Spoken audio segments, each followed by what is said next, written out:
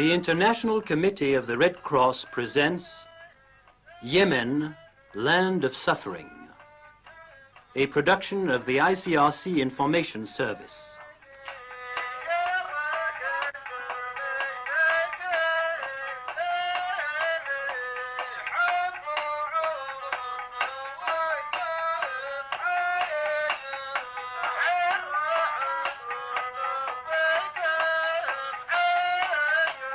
This is Sana'a, the capital of the new Arab Republic of the Yemen, one of the most picturesque towns in the world and one of the least accessible. The high surrounding mountains, although arid, account for this area's relatively healthy climate. 3,000 years ago, the Queen of Sheba reigned wisely over this land, which the Romans later called Arabia Felix, Happy Arabia. In modern times, few are the Western travelers who have been there. Behind the dried mud ramparts, some 50,000 people are crowded in their houses with white decorative framed windows.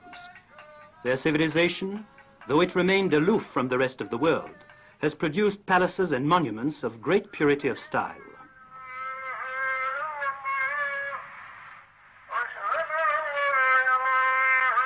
Who could remain indifferent to the beauty of the great mosque and its minarets, marvels of Zaydiya architecture? In the streets and marketplaces, there is the usual noisy bustle of Arab towns, but uppermost in everybody's mind is the war between the royalists and the republicans.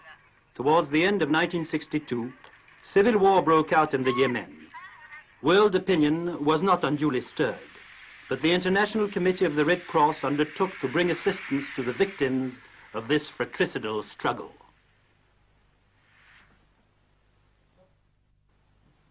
True to its tradition of neutrality and impartiality, the ICRC felt it had a duty to be present, both among the tribes which had remained loyal to the Imam el-Badr and among the Republicans and their Egyptian allies. For many months, its two delegates at Sana'a have been successfully carrying out a difficult task.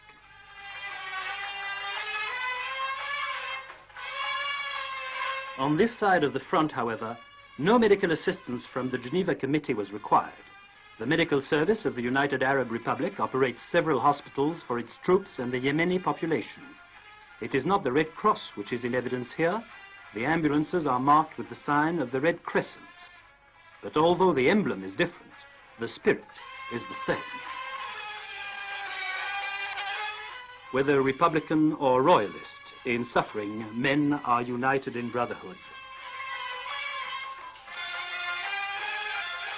This hospital under canvas, a few miles from the mountainous region held by the royalist tribes, is not far from the fighting. The atmosphere of calm is deceptive. Sheltered from the blazing sun lie men in pain, some perhaps dying. But there are also men who still follow the example set by Henri Dunant 100 years ago.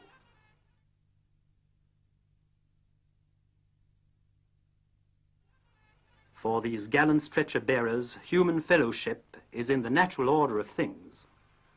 War raged long in this village not far from Sana'a. Some of the population fled as soon as the shooting began.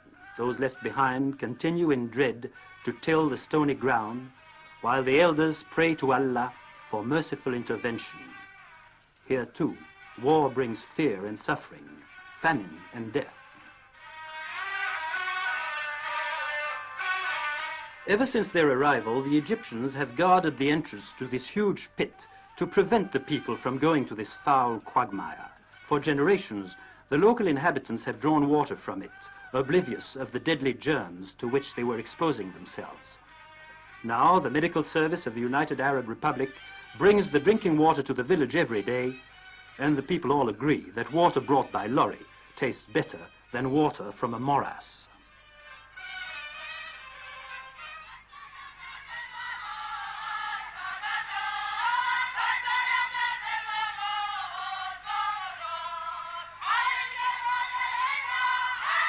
Every morning in Sana'a, these 600 war orphans go singing to the milk center.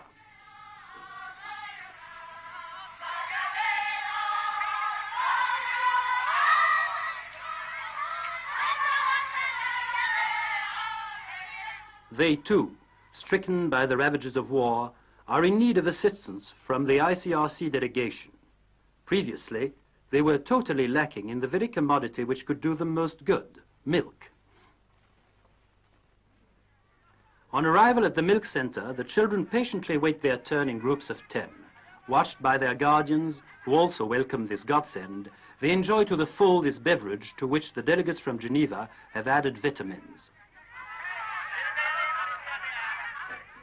To make up for the shortage of cups and glasses, sterilized empty food tins have been converted into drinking mugs.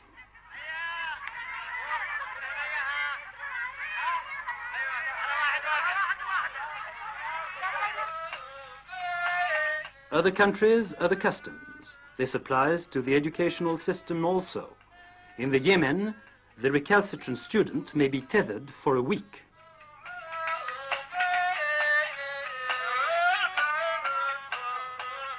"200 boys are living in this palace at the Republican government's expense. They are the sons of tribal chiefs who have espoused the cause of the new regime. Their presence in the capital stems from a long tradition. Their position is similar to that of the pages, which in olden days the lords left with their sovereign as a pledge of loyalty." For these boys too, the ICRC has brought into Sana'a tons of powdered milk. Distribution takes place every afternoon in a public square.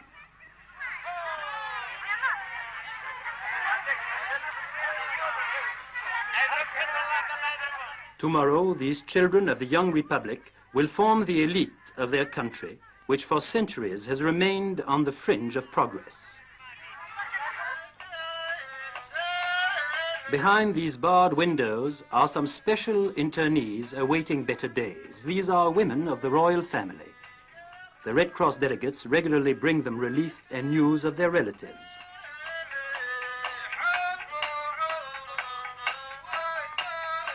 Assistance to prisoners of war is one of the ICRC's traditional tasks. Often, after lengthy negotiations, it manages to arrange for the liberation of some of them. What welcome the ICRC delegate receives when he brings to these men the news that they will be able to return to their own country. Their smile is his greatest reward.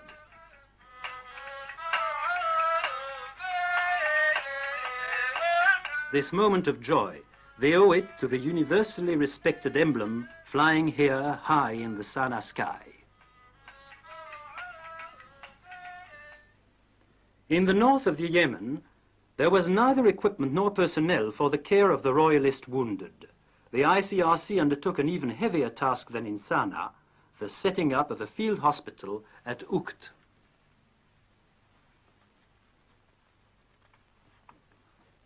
Here, among this outcrop of rocks, lies Ukt in the desert sands extending further than the eye can see across the Arabian Peninsula. A few months ago, only some Bedouin tribes and camel caravans frequented this spot. Today, there are 7 doctors and a staff of more than 20, all recruited by the Swiss Red Cross, working there without respite.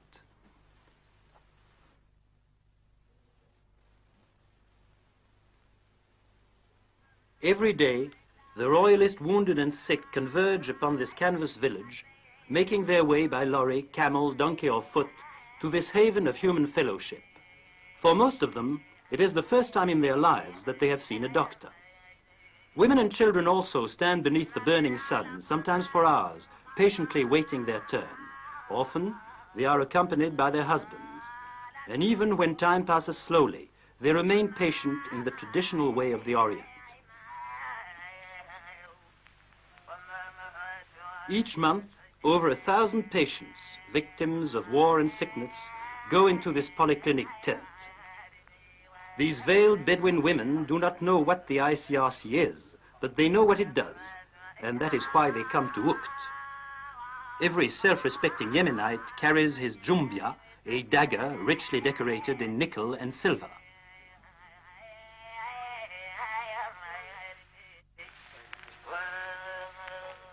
One of the most delicate tasks facing the head of the hospital is to maintain good relations with the local dignitaries. Today, they are bringing in a man who has had shrapnel in his thigh for several months. The limb is gradually becoming paralyzed. It must be operated upon tomorrow.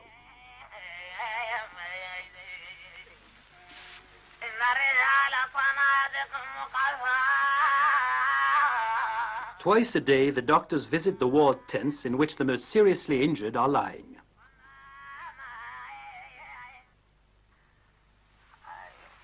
This young specialist in internal medicine, as he does his round with the medical orderly and an interpreter, is welcomed as a friend by these men who have been stricken by the misfortunes of war.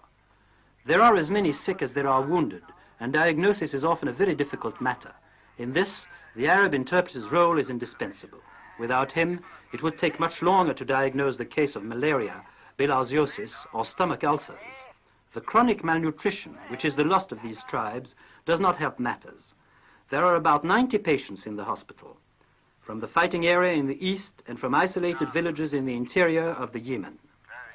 Some toiled on foot for several days, running a fever of 104 degrees. Little did the ICRC know when setting up its field hospital among the population, whose conceptions are still medieval, that it would stimulate a new idea, the idea that sickness and injuries may be cured. The people who formerly were resigned to suffering and death now flock in their hundreds to Ukt. For these Yemeni, relief of suffering, healing and cure are miracles. Their gratitude to the doctors and nurses is touching to behold.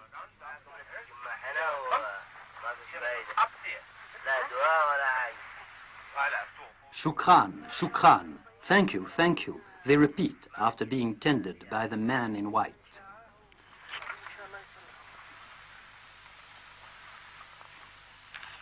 In this sanctuary for the suffering, there are a number of cases of shock. They have lived through the nightmare of war, they have survived air raids, they have seen those dearest to them killed.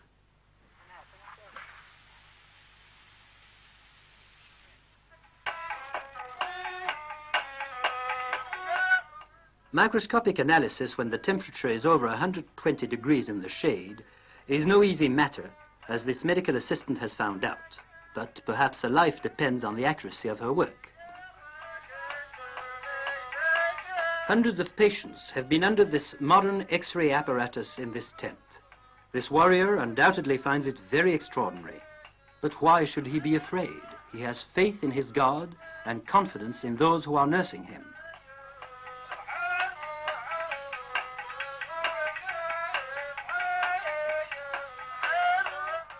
In this negative, as in others, the radiologist can read the misfortunes and suffering of the people. A casualty is brought in from the front this very morning. He has been seriously wounded in the stomach by shrapnel. Here in this white cabin, called the cleaner box, a marvelous example of technology in the service of medicine, the surgeons will save his life. The whole unit had to be hauled across the rough tracks of Saudi Arabia and the Yemen for 15 days. The operating theater within is only 6 foot by 9, but it is equipped with the latest devices, a sterilizing plant, running water, and air conditioning, all of which are essential for work in the desert. Now, with lancet, forceps, aseptic thread, and the other implements of his profession, the masked white-robed surgeon and his assistants carry out operations at Ukt, just like in any hospital in a modern city, whilst an anesthetist keeps a watchful eye on her apparatus. Several hundred surgical operations have been performed here. In order to undertake this humanitarian task, which it alone was able to assume, the ICRC relied on official and generous support in the land of Henri Dunant. Indeed, the Swiss Red Cross has supplied the largest part of the medical and technical staff working at Ukt. Other national Red Cross societies have sent doctors and nurses to lend their colleagues a hand. Lost in the vast expanse of desert wastes, these volunteers, doctors and assistants, accomplish a difficult but magnificent task.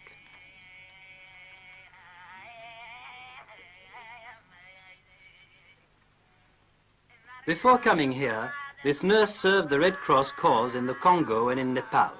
She must have endless patience and dedication to inculcate the rules of modern hygiene into these outcasts of fortune. But the gleam of gratitude in these eyes is not dimmed by the flush of fever.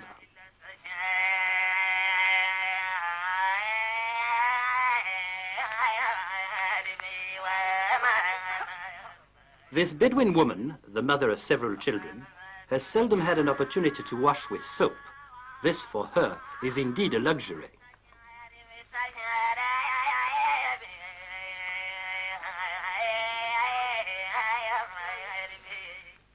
There's no keeping in bed this old stalwart who had to undergo an operation on his leg. He soon became a popular figure in this little colony at Ukt.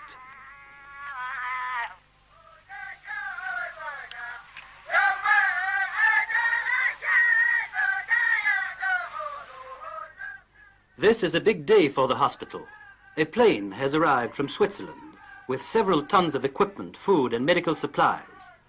But this is an exceptional case. For the sake of economy, most supplies come by lorry, a long haul lasting several days and not without danger. Sometimes the sandstorms are so strong that the tents are inadequate to protect stocks, which must be tucked away between the rocks and covered with large plastic sheets.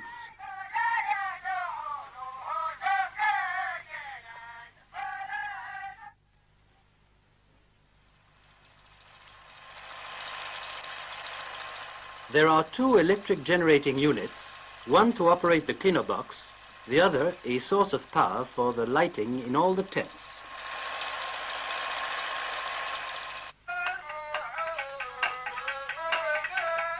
In the open-air kitchen, the cook has to rely on his two wood-burning stoves, but the food is appetizing nevertheless. The main difficulty is the water supply. It never rains at Ukt, and the nearest well is 15 miles away. A water truck makes the trip every day to bring back the precious liquid.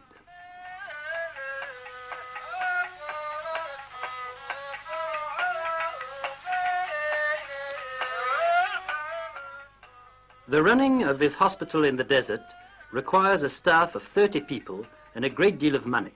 It also requires a high ideal, even for the most humble of chores. The stress of work and the tropical heat make it impossible for the members of the medical team to stay for more than 3 months at Ukt. But when they leave, making way for fresh replacements, they have the satisfaction of having carried on to good effect the Red Cross struggle against suffering. Thus, day after day, in this bruised and battered country, the men and women of the ICRC are at work so that, in the words of Henri Dunant, the world shall not perish in hate.